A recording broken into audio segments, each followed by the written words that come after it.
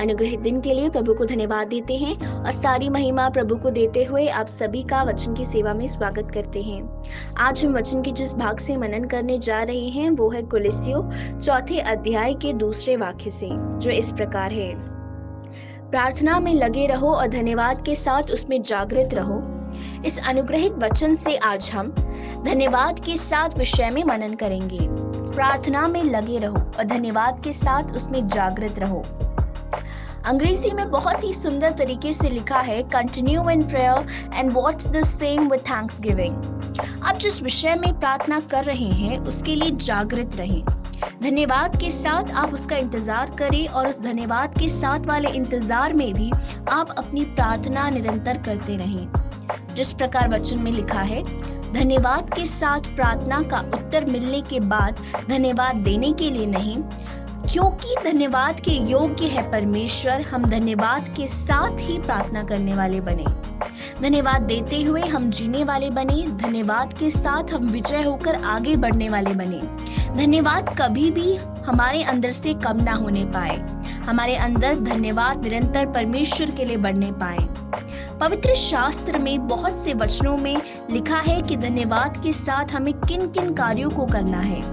भजन संगीता 100 के चौथे वाक्य में इस प्रकार लिखा है, उसके फाटकों से धन्यवाद और उसके आंगनों में स्तुति करते हुए प्रवेश करो। हम जो बातें किसी को बता नहीं सकते, हमारे मन को तोड़ने वाली और बहुत ही निराश करने वाली बातों को हम परमेश्वर के समक्ष रख सकते हैं।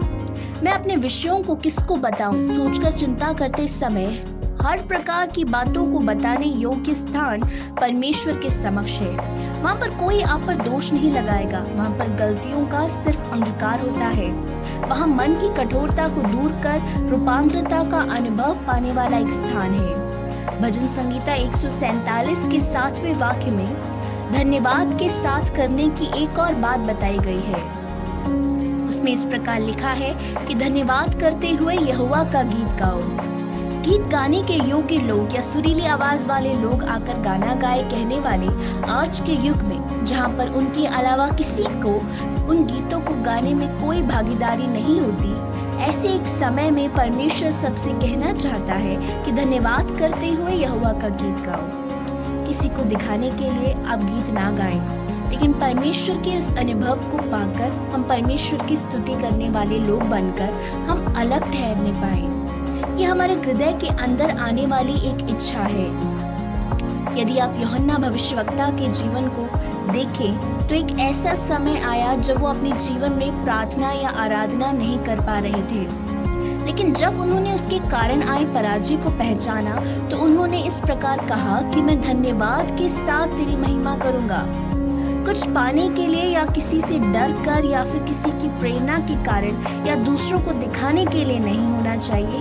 हमारे मुख से निकलने वाली आराधना और स्तुति परमेश्वर कौन है उसे जानकर, उसकी महिमा का अनुभव पाकर, परमेश्वर ने हम पर दया दिखाकर हमारी रक्षा कर हमें उद्धार दिया, इस बात को याद करके हम निरंतर धन्यवाद देने वाले बने, स्तुति आराधना करने वाले बने।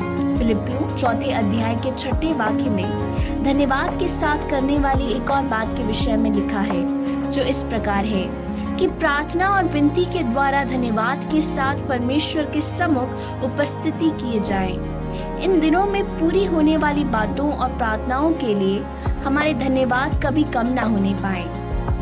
आज के इस दिन और क्षण तक परमेश्वर ने हमारे लिए जो कुछ किया, हर एक जरूरतों को पूरा किया, उनको याद करके धन्यवाद के साथ हमारे आगे आने वाली जरूरतों को, विनतियों को, उनको हम परमेश्वर के सामने धन्यवाद के साथ रखने वाले बने। आज आपके सामने चाहे कैसी भी आवश्यकता क्यों ना हो, थोड़ा समय आप परमेश्वर को धन्यवाद देकर और स्तुति करते हुए धन्यवाद के साथ हम उसकी शुरुआत करें। प्रियों, ध्यान दें, सिर्फ आज ही नहीं परंतु हमेशा यदि कोई शुरुआत है तो वो शुरुआत धन्यवाद के साथ ही होने पाए और वो धन्यवाद की स्तुति में नया बल और सामर्थ्य देखकर परमेश्वर आपको स्थिर खड़ा करे। आइए हम एक साथ प्रार्थना करें। हे हमारे स्वर्गीय पिता, जीवन के किसी भी अनुभव में हमारे जीवन से धन्यवाद कभी कम ना हो, परंतु धन्यवाद देने में हम निरंतर बढ़ने पाए। धन्यवाद के साथ आपकी आराधना करते हुए हमारी विनतियों को आपके समक्ष रख आगे बढ़ने में आप हमारी सहायता करें। इस छोटी सी प्रार्थना को यीशु मसीह के नाम से मांगते हैं, आमीन। इन वचनों के द्वारा परमेश्वर आप सबको बहुतायत से आशीष दे। प्रभु की स्तुति हो। जय मसीह की।